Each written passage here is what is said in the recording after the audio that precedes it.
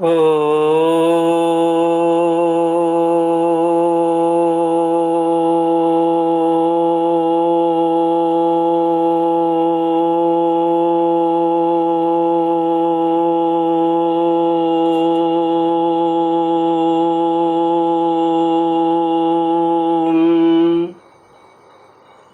श्री गुरुचरण कमलेभ्यो नमः। श्री गणेशाय नमः। श्री सरस्वत्यै नमः। श्री विष्णवे नमः।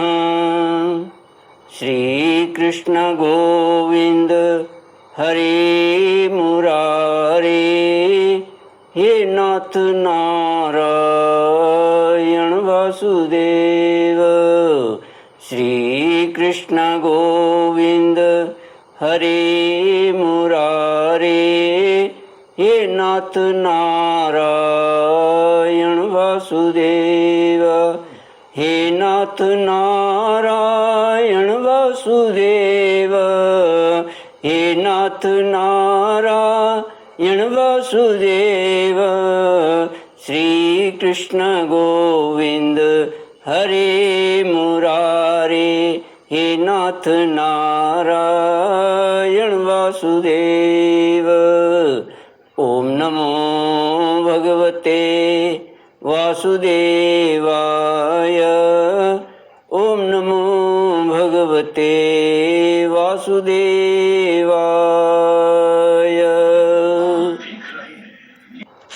कृष्णाय वासुदेवाय हरये परमात्मने प्रणतक्लेशनाशाय गोविन्दाय नमो नमः। सच्चिदानन्दरूपाय विश्वोत्पत्त्यादिहेतवे तापत्रयविनाशाय श्रीकृष्णाय वयं नमः। श्री कृष्णाय वयं नमः। सच्चित आनंद स्वरूप परमात्मा जो सृष्टि के उत्पत्ति, पालन और संहार करता है तथा जीवों के आध्यात्मिक, आदि दैविक, आदि भौतिक तापों को नष्ट करने वाले हैं, अर्थात जीवों के मानसिक, शारीरिक और भौतिक दुखों को दूर करने वाले हैं, उन श्री कृष्ण भगवान को हम नमस्कार करते हैं। श्री कृष्ण गोविंद हरे मुरारे, हे नाथ नारायण वासुदेव। श्रीमद् भागवत चतुर्थ स्कंद अथ पंचदशोऽध्यायः। मैत्रेय उवाच अथ तस्य पुनर्विप्रैः पुत्रस्य महीपतेः बाहुभ्यां मध्यमानाभ्यां मिथुनं समापद्यत। तद्दृष्ट्वा मिथुनं जातं मीर्षयो ब्रह्मवादिनः ऊचुः परमसन्तुष्टा विदित्वा भगवत्कलाम्। श्रीमद् भागवत चतुर्थ स्कंद, चौथा स्कंद, 15वां अध्याय, महाराज पृथु का आविर्भाव और राज्याभिषेक। श्री मैत्रेय जी कहते हैं, विदुर जी, इसके बाद ब्राह्मणों ने पुत्रहीन राजा वेन की भुजाओं का मंथन किया। तब उनसे एक स्त्री पुरुष का जोड़ा उत्पन्न हुआ। ब्रह्मवादी ऋषि उस जोड़े को उत्पन्न हुआ देख और उसे भगवान का अंश जानकर बहुत प्रसन्न हुए और बोले।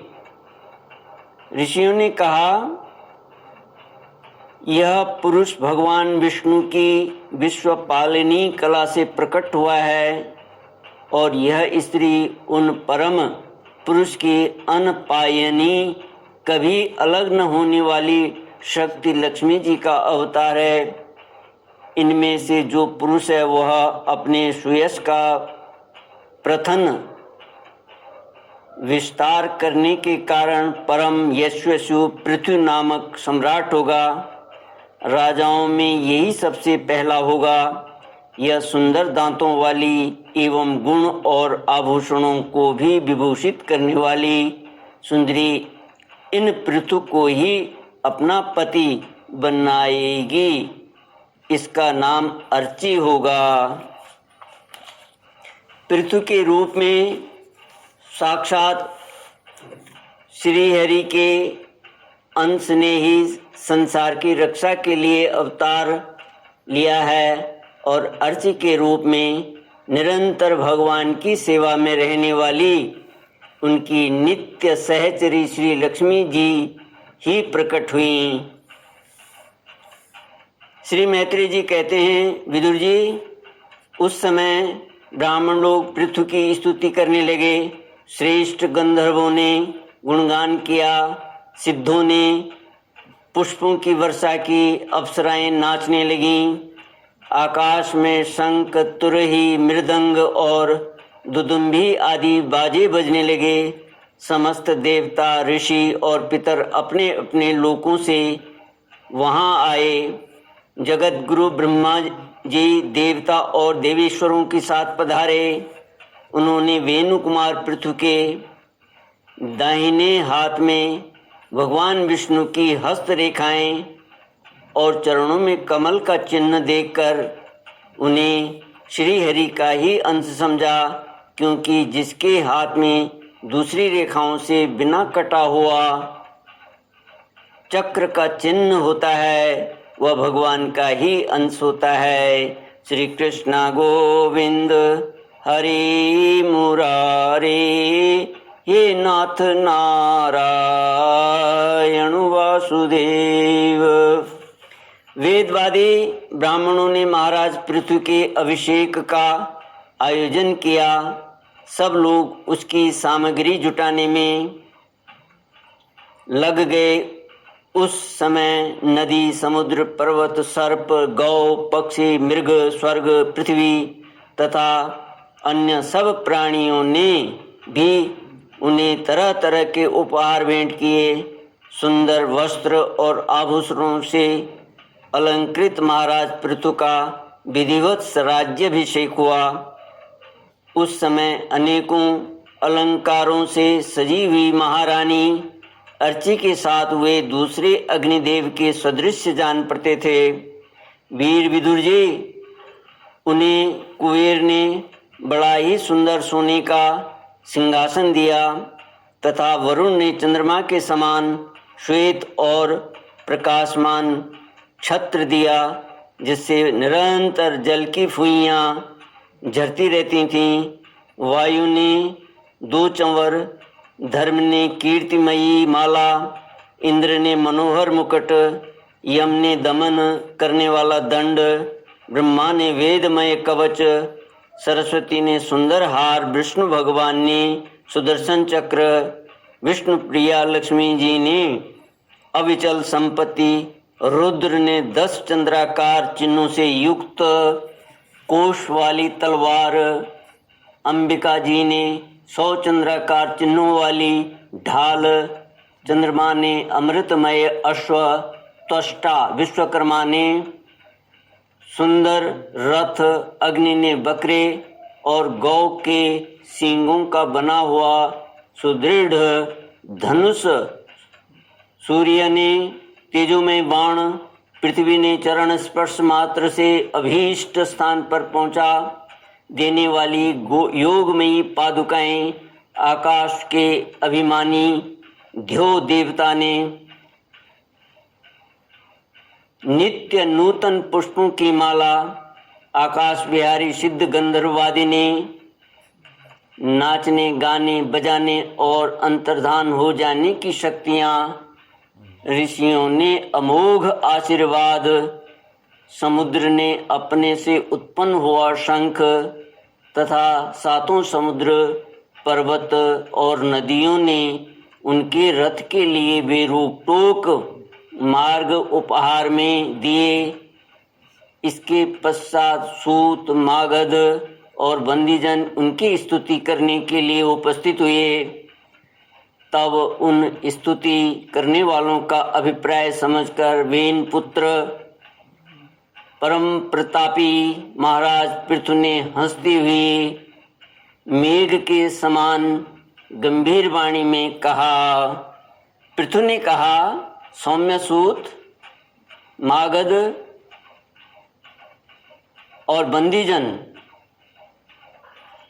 अभी तो लोक में मेरा कोई भी गुण प्रकट नहीं हुआ है, फिर तुम किन गुणों को लेकर मेरी स्तुति करोगे? मेरे विषय में तुम्हारी वाणी व्यर्थ नहीं होनी चाहिए, इसलिए मुझसे भिन्न किसी और की स्तुति करो। मृदुभाषियों, कालांतर में जब मेरे अप्रकट गुण प्रकट हो जाएं, तब भरपेट अपनी मधुर वाणी से मेरी स्तुति कर लेना। देखो, शिष्ट पुरुष पवित्र कीर्ति श्री हरि के गुणानुवाद के रहते हुए तुच्छ मनुष्यों की स्तुति नहीं किया करते। महान गुणों को धारण करने में समर्थ होने पर भी ऐसा कौन बुद्धिमान पुरुष है जो उनके न रहने पर भी केवल संभावना मात्र से स्तुति करने वालों द्वारा अपनी स्तुति कराएगा। यद्यपि यदि यह विद्याभ्यास करता तो इसमें अमुक अमुक गुण हो जाते। इस प्रकार की स्तुति से तो मनुष्य की वंचना की जाती है। वह मंदमती यह नहीं समझता कि इस प्रकार तो लोग उसका उपहास ही कर रहे हैं। जिस प्रकार लज्जाशील उदार पुरुष अपनी किसी निंदित पराक्रम की चर्चा होनी बुरी समझते हैं, पराक्रम की चर्चा होनी, निंदित पराक्रम की चर्चा होनी बुरी समझते हैं, उसी प्रकार लोक विख्यात समर्थ पुरुष अपनी स्तुति को भी निंदित मानते हैं। सूतगण, अभी हम अपने श्रेष्ठ कर्मों के द्वारा लोक में अप्रसिद्ध ही हैं। हमने अब तक कोई भी ऐसा काम नहीं किया जिसकी प्रशंसा की जा सके। तब तुम लोगों से बच्चों के समान अपनी कीर्ति का किस प्रकार गान करावें।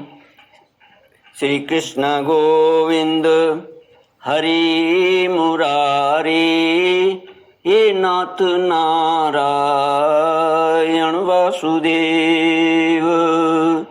इति श्रीमद्भागवते महापुराणे पारमहंस्यां संहितायां चतुर्थस्कन्धे पृथुचरिते पंचदशोऽध्यायः। ओम पूर्णमद पूर्णमिदं पूर्णात् पूर्णमुदच्यते पूर्णस्य पूर्णमादाय पूर्णमेवावशिष्यते। ओम शांति शांति शांति। हरि ओम। श्री गुरुभ्यो नमः। हरि ओम।